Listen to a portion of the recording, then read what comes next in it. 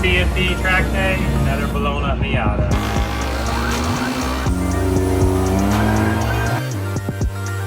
Why do we build a Miata? We should have built one of those. Survive, nothing's on fire.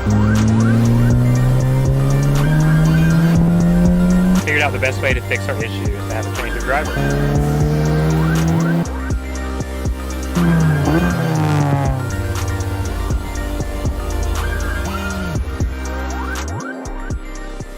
What's up, Wretches? We are so excited to bring you this video today. Today we are going to finally wrap up our Turbo K24 Miata build series. If you haven't seen the last video, you can click over here and watch it, where we transformed this stock looking Miata into a full-on track beast. If you guys have missed any of our recent videos, you can click over here and watch them. We have a video on this NSX we did, as well as a junk car racing video, which was really fun. We also have some new merch on our website. We have a few small minor things to finish up on this Miata, but Elijah is eager to put this thing on the dyno. And I am too. I'm excited to see how much power this thing will make. I just hope it doesn't blow up on the dyno. We have a few small minor things to button up on this car before we throw it on the dyno, but honestly, this car is already looking wild. Like, look at it. You cannot tell me that this thing does not look sick. We also have a track day coming up at Carolina Motorsports Park in South Carolina. We're planning on taking this thing and racing it as hard as we can, trying to get the fastest time. So without further ado, let's go ahead and wrap this Miata build up. Dalton cut this. Did a nice job. He cut it a little wide on one side. The exhaust goes through here. So to keep this thing from flapping around, there's a little piece there. Nice.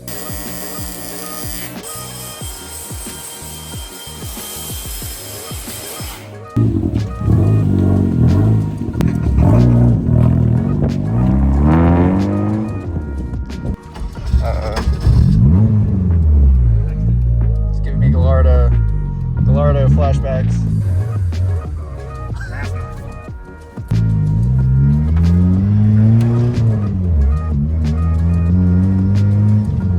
A few moments later. We went, tested the Miata. Started overheating.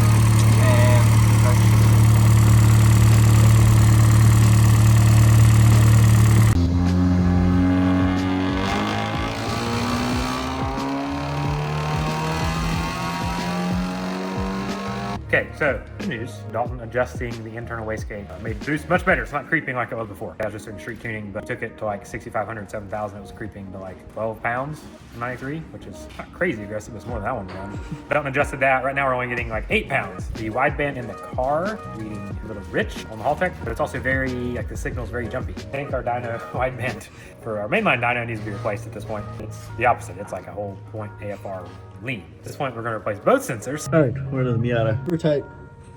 Barely fit. The sensors right there. Hopefully I can find the connector. I don't even see it right now. Did find the connector. Luckily, very easy to get to up top. The only downside is I had to crawl back out. Got the new one connected, got the old one out.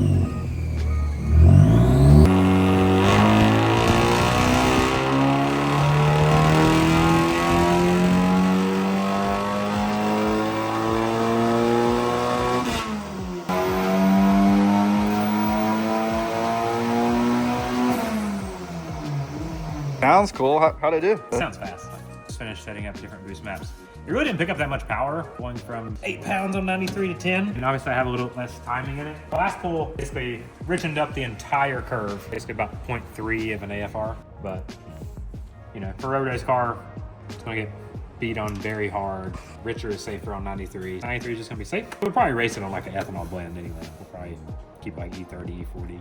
Should make major gains just putting some ethanol in it. Some E85 in it. Mr. Deere.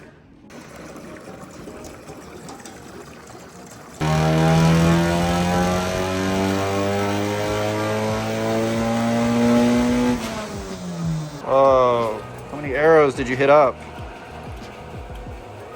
That was 11.3 target. I made like 10.9 and then fell off. Hope I don't have to redo all the boost control tuning I just did.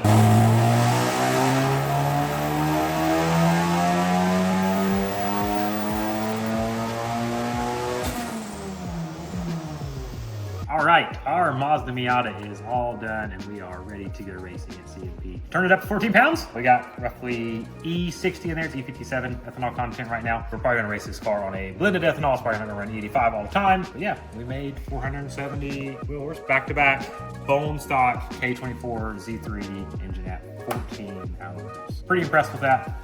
I don't know if we'll turn up the boost that much at the track. So we're gonna start out with our baseline 6-7 PSI and get used to the car and see how it does. What are we about to do? Put this. So we don't know where the other one went. Just Yeah, we lost it. The clamp's still there. Dalton tightened it.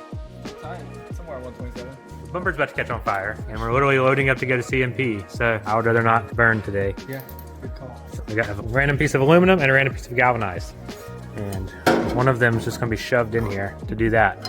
And we had that coolant leak from the O-rings on the water pump. It's definitely getting out from under there. We got a little bit of old pan seepage, but no leaks. Our Undertray bracket's still working there. Everything's still together. I have slicks on the front. My friend Garrison did an alignment for us. So we got 3 degrees camber all the way around. It looks like a race car now. The fenders are not nice anymore. I feel kind of bad. It's a really nice car, but if you want to go fast, you have to make sacrifices. No sacrifice, no victory. These quarter panels got sacrificed, but the tires don't rub anymore. Rubbing's racing. You just don't want to be rubbing on your own stuff. We're on our way to CMP. So we just got pulled over. Dalton's up there. Forgot to give him a dealer plate. So, good old Lincoln County up here. Our license plate right here. Come on, bro. The next day. Yeah, I told Dalton while we were sitting in class, I was like, I hear like F1 cars. And why do we build a Miata? We should just build one of those. I'd feel way more manly driving that on the street than this.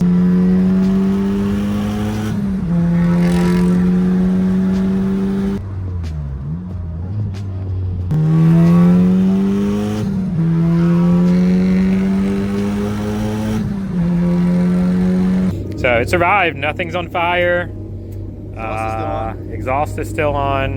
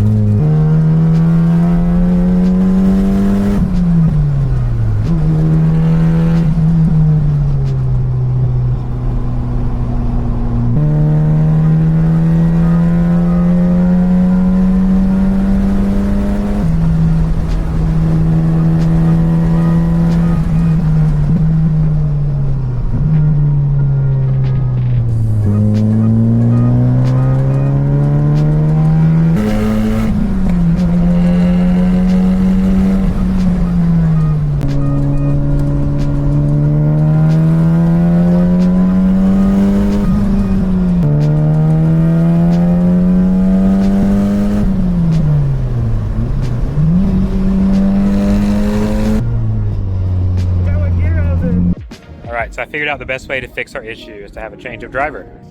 I don't know why they put an X on me. It's like X marks the spot. Here we go.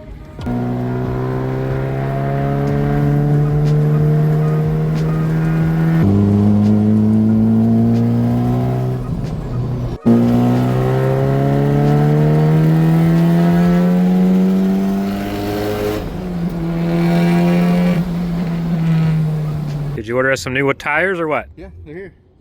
Next day delivery. You ordered a whole shipment? He said you needed tires. Whose credit card did you use? Give me. Oh my God. Bankrupt.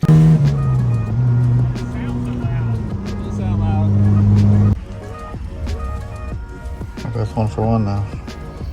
I don't know. South Carolina seems more tricky. Drove a BMW for a year and a half, no tag, and they get pulled once. I drove this thing a total of 200 miles.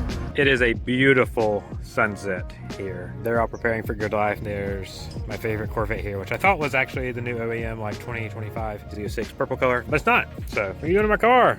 hard out because it didn't go fast enough. We may or may not have just got a ticket. Second time in 26 hours of getting pulled over for not having a license plate. Both times I actually had the license plate, it just wasn't on the back of the car. North Carolina trooper guy was super nice, talked to us. He did ask me a quiz of like, where'd you buy this car from? Can you tell me exactly where this car is registered? He was like, somewhere up north. So South Carolina, not so much. South Carolina, I was told that I victimized the county of Lancaster, South Carolina. They were rightfully a victim, and I did evil to them by not having a license plate on my vehicle. I had a moral obligation and did not have it. So we may disagree about that, but basically the car did not go as fast as we wanted it to. So we're 5 seconds slower than that brand new C8 Z06 over there with Z07 package. Can we get 5 seconds by changing the brake pads and putting slicks on? We're gonna find out. Or the engine's gonna blow up, or we're gonna put it into a sky. 3, 2, 1, go!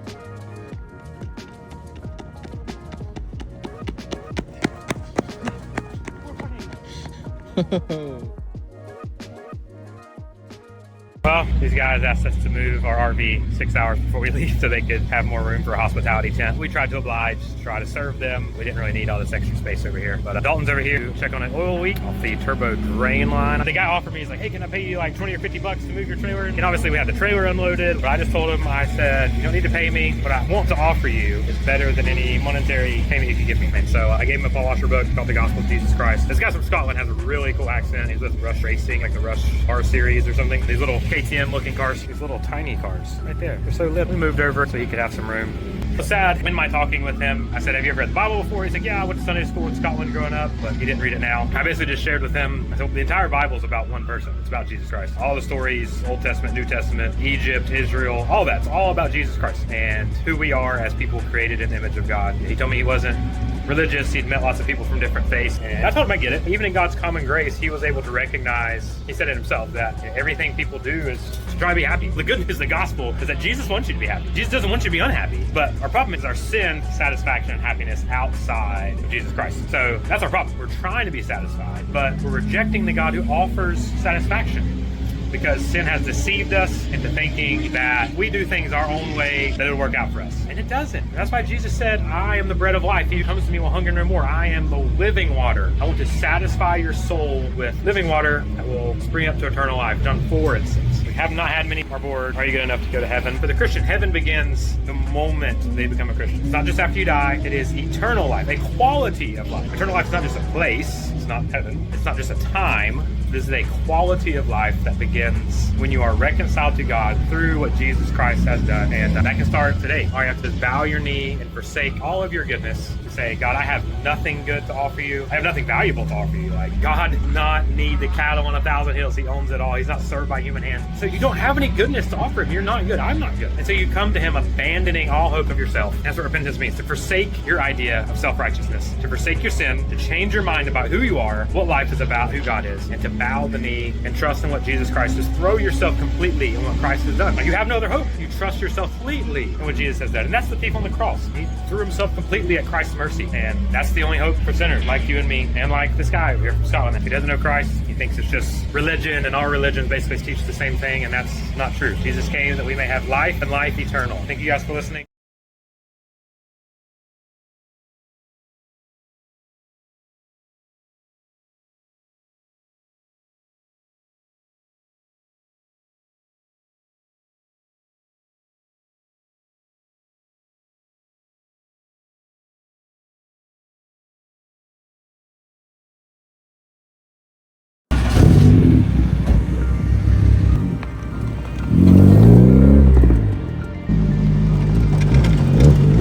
So, day 2, just put the slicks on, put the new brakes on. Elijah's currently in line.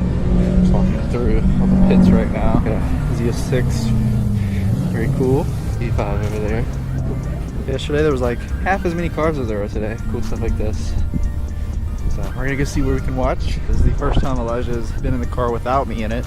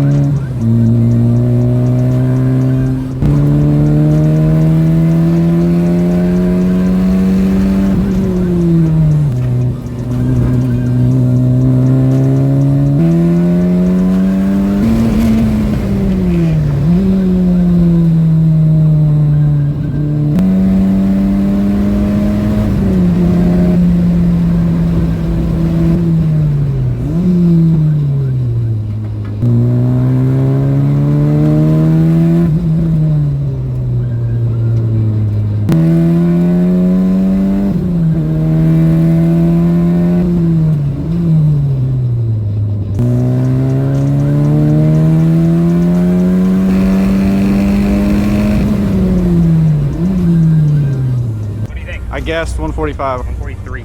I was gonna say 144. Barely went for 143.9. Wow. So, first time. Yeah.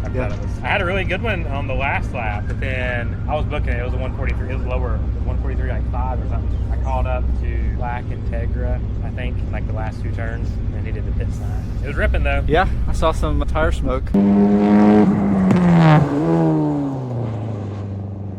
Stayed up last night. Dalton worked really hard. Got the slicks on. I say we gained 7 seconds because we kicked Dalton out. Technically, we gained 7 seconds because we switched this Willwood pad. Whoa. Okay. Fresh Hawk GT30. So we put fresh pads on the front, got the slicks on there, kicked Dalton out, gained 7 seconds. Then I realized that the target boost, I thought we had a boost leak, but the target boost was just dropping because I had it pulling boost. Pulling temp got above 210. We've been sitting at like 220, 230 in most sessions, so I've only been running 6 times boost. That'll do it. Put some more ethanol in it, and I'm trying to get out there first. The issue today has been like 1 or 2 good laps per session, and that's it. Otherwise, it's just been sitting behind Acura Integras and RSX and 350Z, running like 30 seconds slower.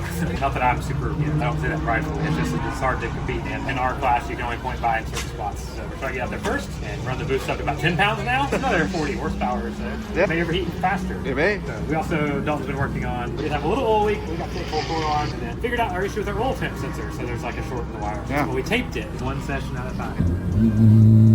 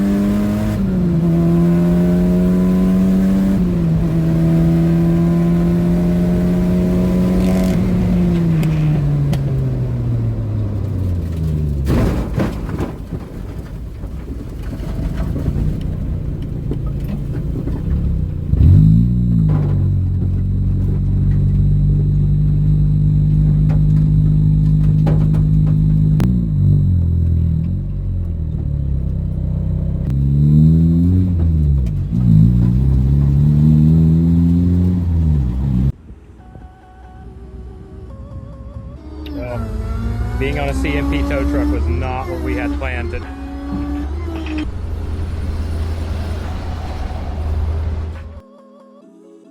What is all that? Another CMP track day, another blown up Miata. I don't actually know if it's blown up, but I actually drove it back on track, just dragging the intercooler. I didn't know what exactly happened. Started out in second behind this Corvette. The Corvette let me give me a point back. Thought the tires were warming up, like I went any faster or brake later into turn 8, but maybe it locked up a little bit. I don't really know. Yeah, it wasn't making the turn, so I straightened back up. Thought I'd just easily go into the grass, and apparently there's a big jump there, which ripped everything on the front end out. You know, the old pan. Destroyed the intercooler, destroyed the brackets, the splitters over there in the sand dunes somewhere. So I was like, hey, the car's still running, like it didn't shut off. It's still just idling like 1300 RPM. So I, with oil pressure and everything, so I can make it back to the pits. So I drove back on the track, and then I got like on the back stretch, and oil pressure just went to 1. So I shut it off, and now you get towed back here. Cooler's still good. He keeps us humble. I was really excited about my 143. So yeah, I guess we'll race, break, repeat it. If you have any questions about today's content or Bible study, please reach out to us. You can find us on Facebook, Wretched Racing. You can email us at wretchedracing@gmail.com. If you'd like a Bible or any kind of gospel material, we would love to send it to you for free. We also have t-shirts and hoodies. Thanks for watching.